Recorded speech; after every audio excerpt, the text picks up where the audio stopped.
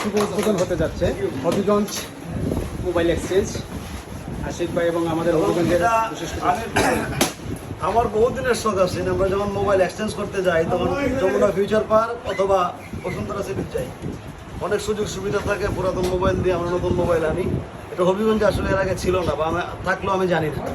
তো আমি এই শপের ওনারকে ধন্যবাদ জানাই, এবং আমি একটা বিশ্বাস রাখি যে অবশ্যই অথেন্টিক জিনিস যেন মানুষরা দেয়, এবং একটা মানুষ এখান থেকে ক্রয় বিক্রয় করার পরে যেন সে আবার একটা রিভিউ দেয় যে না এই দোকানটা একটা অথেন্টিক দোকান, এখান থেকে আমরা আসতে প্রতারিত হবো না। Thank you so much. কেকটা তো আনসারে বলি, কেক তো খাই জানি না, বাজে কেক কই রাখছো তা? কই সাকু কই এটা সেটা লো গ্যাস লাইট লো আর এটা না